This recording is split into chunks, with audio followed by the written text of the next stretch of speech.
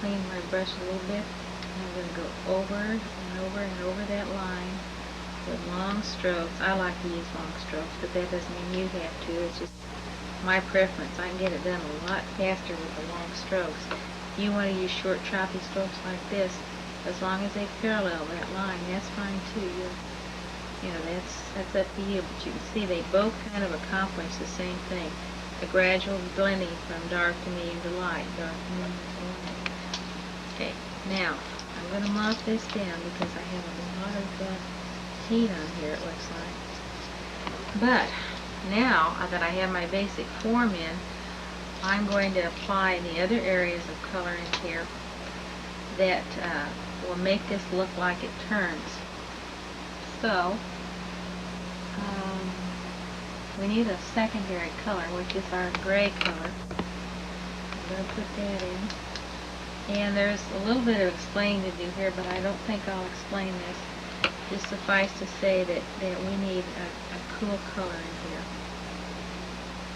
And gray is our cool color. I won't go into why you need it right here at this moment, but in this particular position.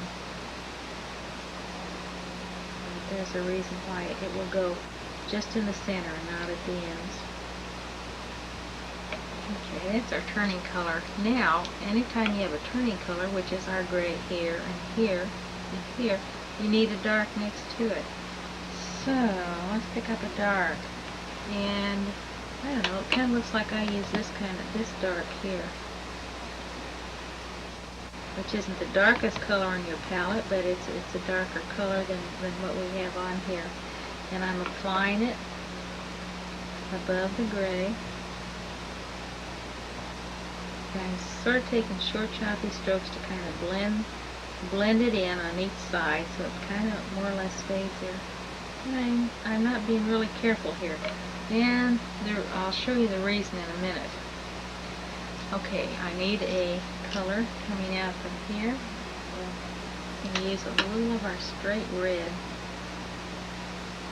which we haven't used but just once on here. And I'm placing it here, and I'm going to blend it out once again with my long strokes. I'm going dark to medium to light. And now, part of this particular petal is the way you mop it. So I'm about to shape my petal, and I'm mopping it the way the petal will grow.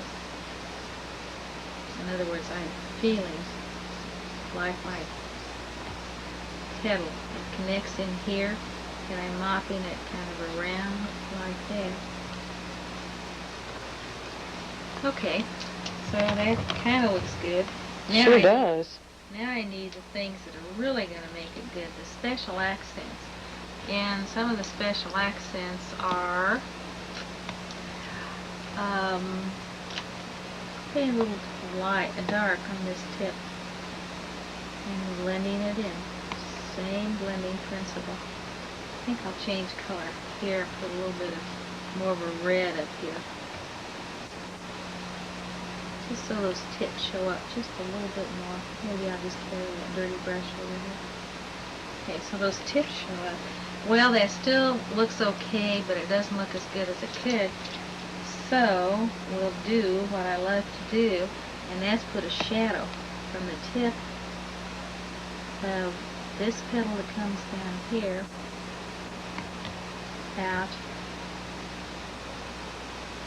and around.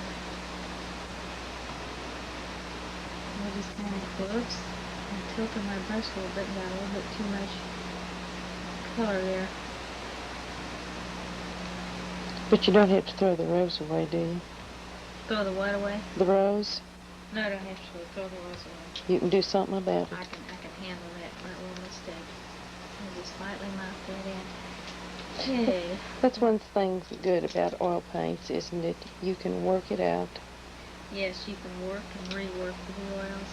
Well, you can with the acrylics too, but you can just sit here, and I can sit here and fiddle on this one area for a long time, get it just the way I want, and the paint won't dry. Now what I'm doing is I'm adding a little highlighting, just like I did here and here. And Your that's your really- paint is pretty thin on there, isn't it? No, It's thick? It isn't thin. Remember, you remember you have to have enough paint on here to move it back and forth. So you have a medium amount. It isn't too thin, or is it too thick? It's not globby. No, it's not globby.